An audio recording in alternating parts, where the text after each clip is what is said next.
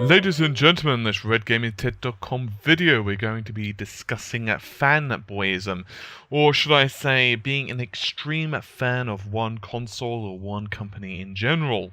Now, I debated for a while of whether to produce this video because, well, it tends to produce strong reactions when we start to discuss this stuff, but I'm genuinely curious about what you guys think.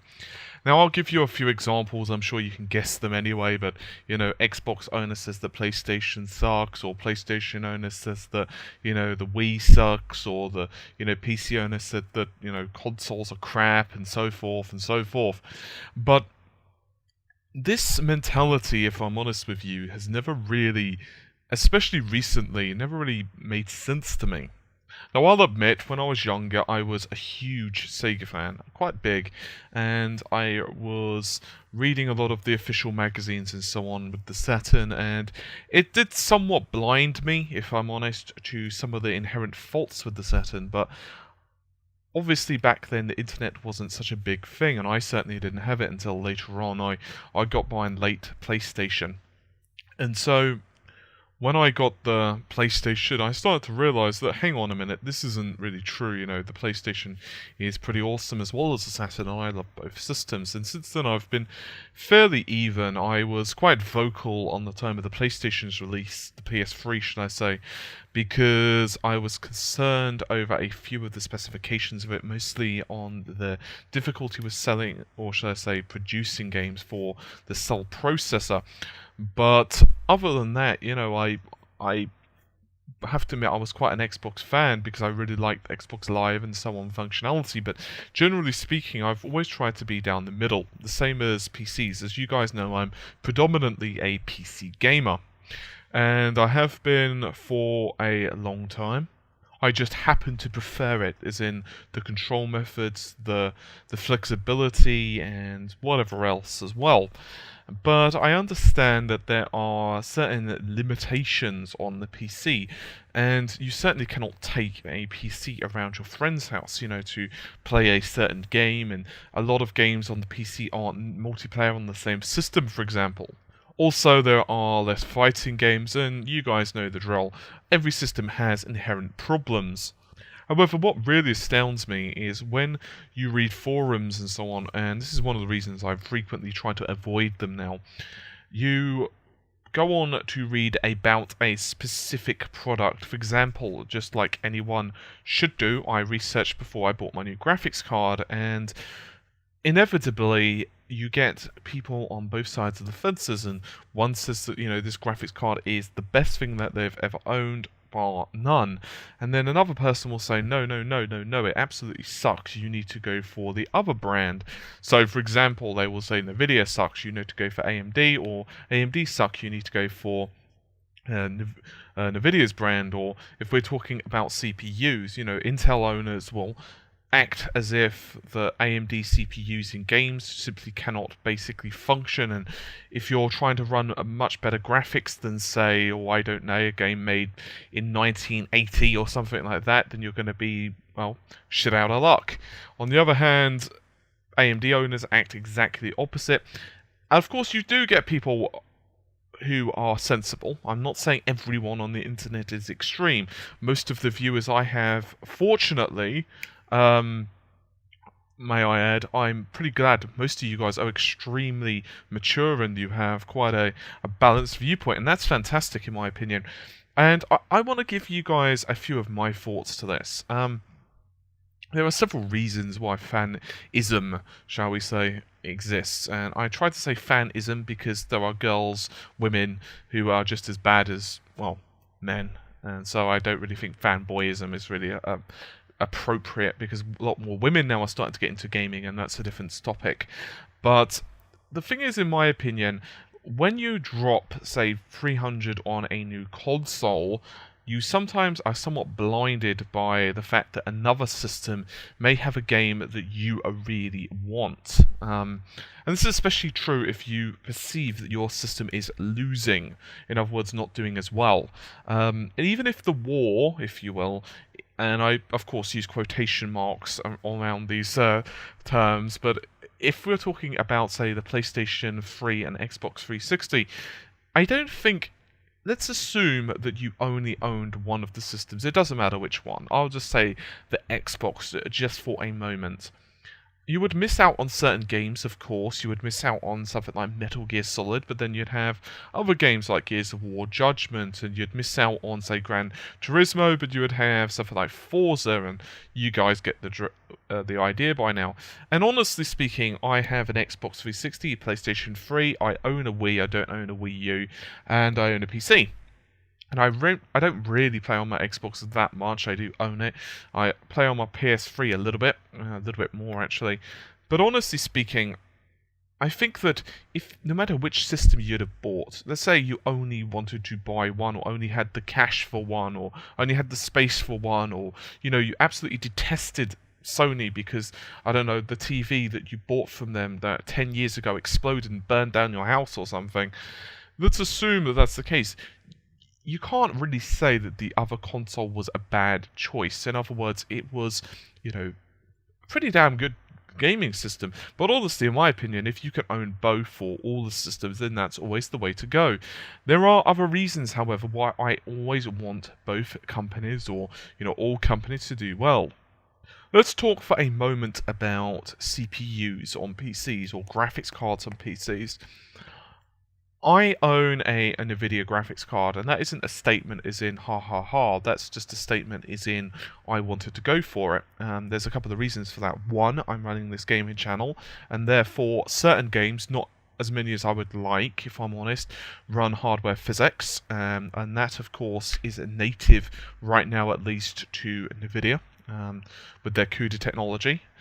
And the second reason I wanted NVIDIA is because of their CUDA technology, which happens to translate into Mercury hardware for Mercury hardware rendering for Adobe Premiere, Photoshop, and, well, admittedly it's not called a hardware rendering on those on other titles, but still, you guys get the idea. And it just really helps me do video editing and other bits and pieces a lot smoother than it would in software. Ironically enough, as an aside, just a couple of days after I bought the NVIDIA card, AMD came along and said, yeah, we're actually working with Adobe to add support in for our technology, so there'll be hardware accelerated there. I just thought that was quite amusing.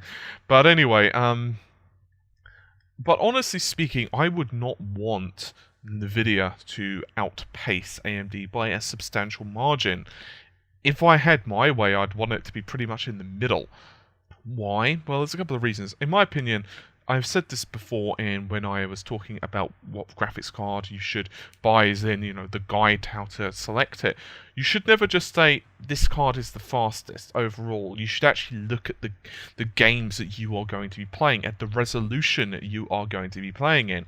Because quite often, certain cards are better in certain games. For example, you may have an instance where AMD are substantially better in game A, but NVIDIA are better in game B.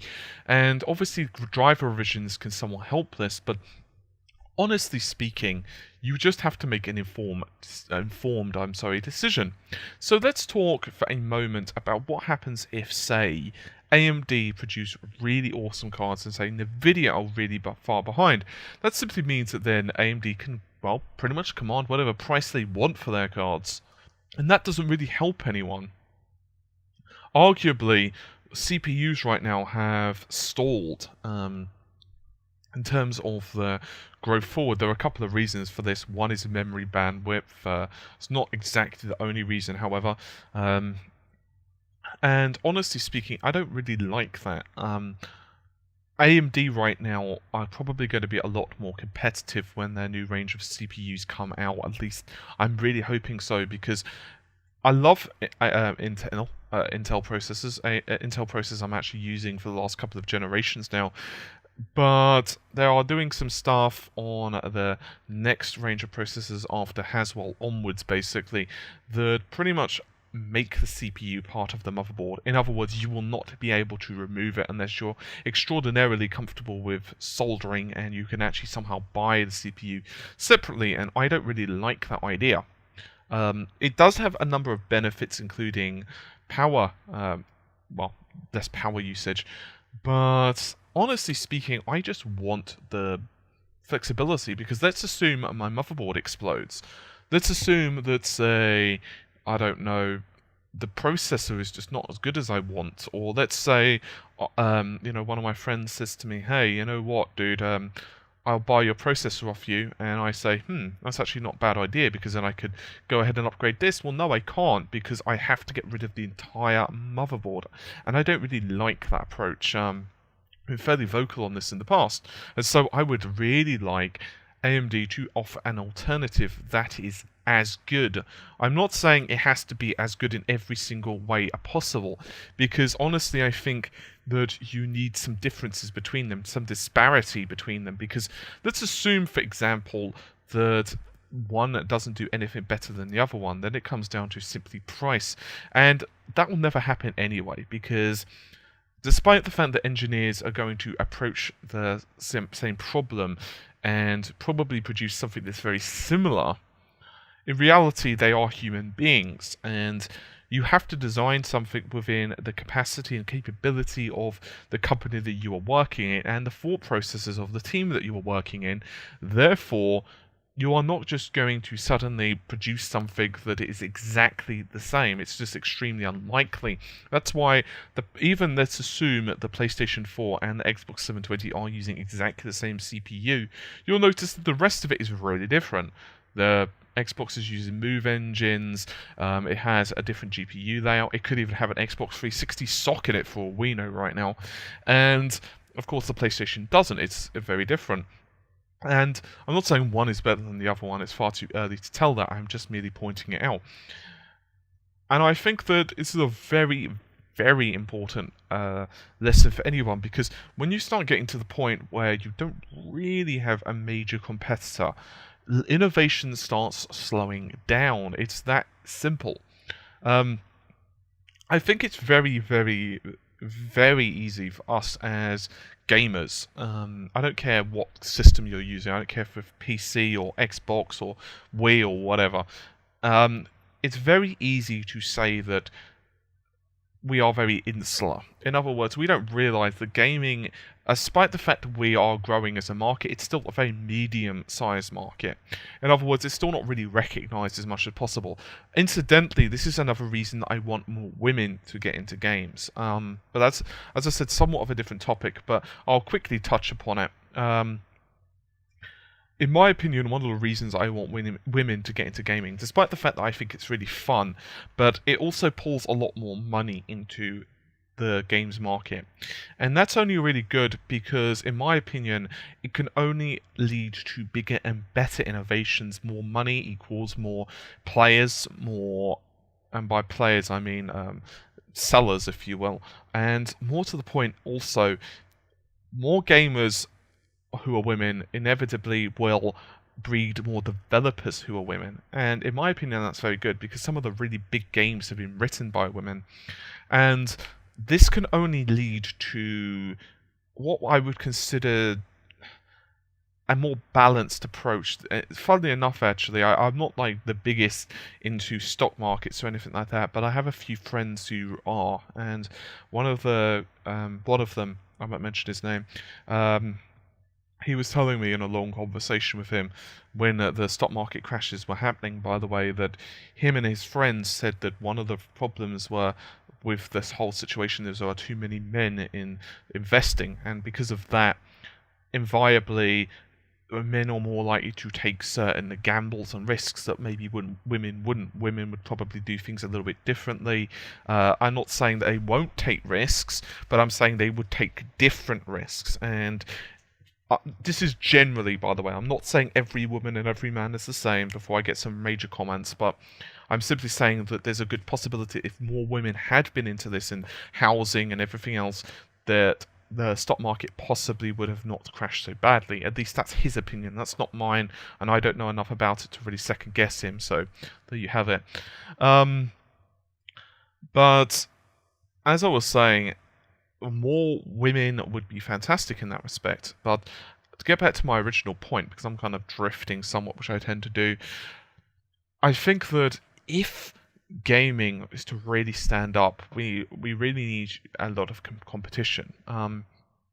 Right now, there have been whispers in the wind for a while that both Google and iOS, or should I say, uh, Apple, if I can get the bloody word out, if it comes to me, were to get into the marketplace, that it would be very, very interesting for the other players.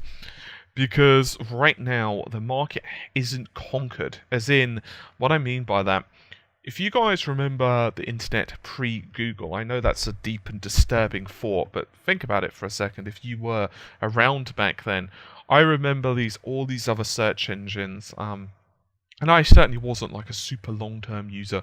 Google didn't come around, massively before my time or anything like that, but even so, I remember that searching on the internet was a pain in the ass. It really was. It was just bad. It just didn't really work that well. I'm not saying you couldn't, but oftentimes you were going through link directories and it was just a mess. And then suddenly, out of nowhere, an absolute huge piece of innovation comes out, and Bing is certainly taking some of Google's pie, but not enough of it in my opinion. And I don't say that I hate Google or anything like that, because I'm on YouTube for one. But obviously, if there were more competition from Bing and other search engines, then Google themselves would be forced to innovate faster. This is just how it is. The other benefit, of course, with more competition is that, quite simply put, it just allows the developers more freedom. First-party games, in other words, for example, Nintendo make, I don't know, Mario for their Wii. And that makes sense, but in honesty, it's all about the third party as well. And I know some people get really upset when, say, their favorite franchise doesn't come out on a particular console. And trust me, I feel that pain, because I don't really mobile game or handheld game.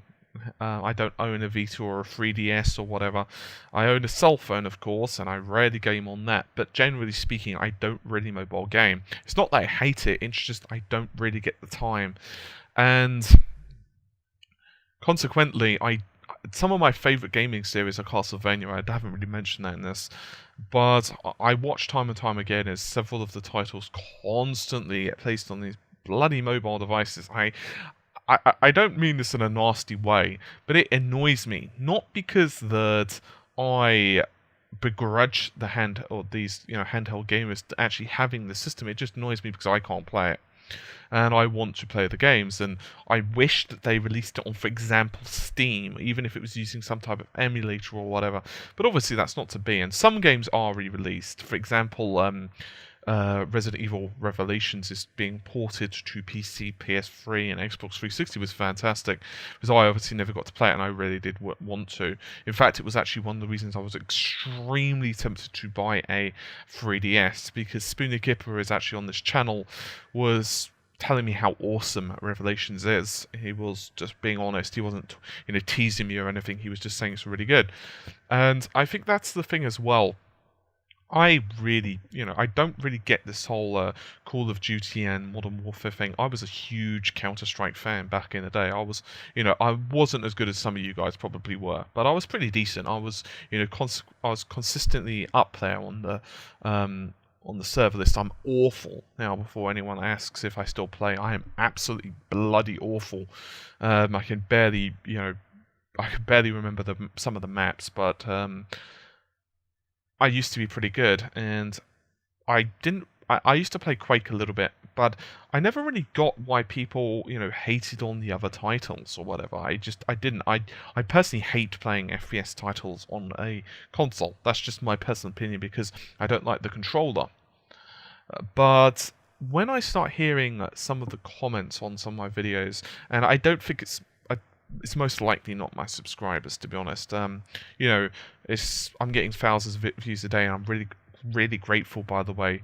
I really can't express, none of us can, how fast the channel's growing right now, on a serious note. And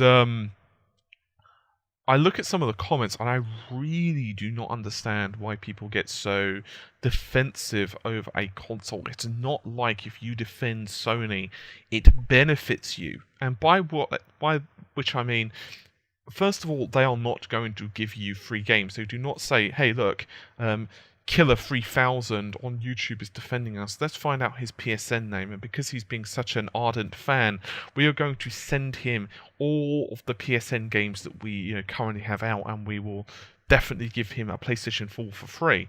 No, that's not going to happen, and of course they know that as well. In reality, it's better just to admit that there is an issue with something. Because, in my opinion, it just makes the industry grow faster. I think that's the key right now, because I was saying to you, I've said many times over that people are being really hard or very lenient on the PlayStation 4. I've heard some people say that it's absolutely pathetic that it can't keep up with modern day PCs, and other people are saying, shut up, that's just ridiculous, PC sucks, and whatever else. And honestly speaking, I'm extremely excited about the PS4. I've said this many times over, and I'm not just saying this. I genuinely am excited about it because I think it's going to be an absolutely awesome console. But you can't judge one system based upon the exact same specifications of other. And even if the specifications are inferior, which I think that you've got to also remember that right now we are talking about a vast jump on next generation of games. Right now you're looking at titles that are still a work in progress, so WIP if you prefer. Secondly, you're also looking at first generation stuff. I mean, I'll give you guys a quick exercise if you can be bothered. I mean, you might already have just a game case lying next to you, but if not, take a look at a first-generation PlayStation 3 game, and then go ahead and do the same with a modern PlayStation 3 game. You can also do the same with Xbox or whatever system you happen to own, and you can see a massive difference on the graphics. It's just simply because they start to understand how this system works, and this is going to be the exact same thing for the PlayStation. And personally speaking, even if I weren't running this channel, I would probably only buy one system at launch, if I'm honest.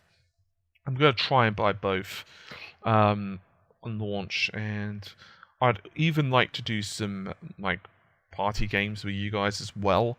I'm not sure exactly how that's going to work yet, but I'd really like to get some subscribers involved in that, and we'll have a gaming sessions and stuff, because I think it'd be really cool. Some live streams maybe for when the systems come out. I don't really know how it's going to work yet, but honestly speaking, I'd probably only buy one system, and I'd probably play the hell out of that system, and then I'd buy another one 6 months later once I felt that that system had enough titles on it. I'd probably buy, to be honest, I'd probably not even think about it too heavily. I'd just say, this system has more games that I want to play on launch. This system has more games that I want to play later on. So, in other words, these games are going to take 3 months later. I'll buy that system later on if they get good reviews or whatever, or I'll try a demo of them in the shop or whatever I can do. And meanwhile, I'll just play on this system. But I really wouldn't want the Xbox to be awful. I really wouldn't want the PlayStation to be awful and the other system to be really good, because it just doesn't benefit me as a gamer. It really doesn't. It just means that Sony can keep the system. For example, let's assume that Xbox is considerably worse. It's very hard to program for, it's underpowered, and let's just say they can't get as many third-party developers. Let's go with the worst possible scenario here, and I'm not saying it will be. I'm only just saying Xbox because I have to choose one of the systems here just to use an example. Let's assume that was the case. And let's assume that the PlayStation 4 is the best thing ever. It has amazing graphics, and it's ridiculously easy to program for, and you guys get the gist. But honestly, it doesn't benefit me, it doesn't benefit you, because first of all, it means that the games are going to be expensive on the PlayStation. It's going to take longer for the games to go down in price. It's going to mean that it's going to be slower for the system to go down in price, because it's going to be well wanted. And I believe, I'm not 100% certain, but I believe at certain points Nintendo actually did deliberately slow down the production of Wii's, the original Wii, to actually artificially raise the price. I'm not 100% certain on that. I will Google it after this, but I'm pretty sure I remember something about that. I'm sure it was Nintendo. It may not have been the Wii, but I'm sure it was a Nintendo-ish console. But regardless, anyway, the point being, if we don't want that, I would much rather think to myself, well, okay, my friend Tom over there is playing this game and I really want it, but oh hell, I've got these games, so I'll just play these, and then eventually, next Christmas I'll save up for a bit and I can purchase that system. Or you might not have to save up, you may have the money, or you may be 15 and you may not have the cash on you. You might have to wait for Christmas, which is fair enough. We've all been there.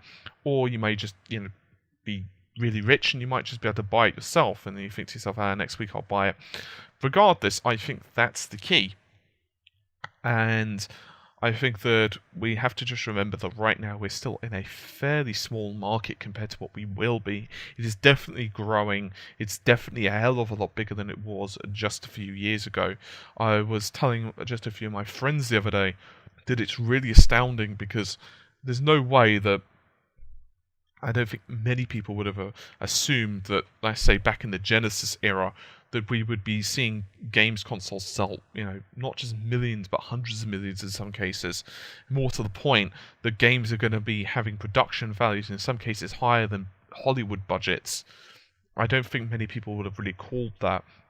And maybe some games developers, the really big ones like John Carmack possibly mentioned it, maybe Gabe Newell as well, a couple of those dudes, but most people wouldn't have really called it. Most people on High Street wouldn't really have called it, but now everyone really knows what a PlayStation is, even if they don't play it.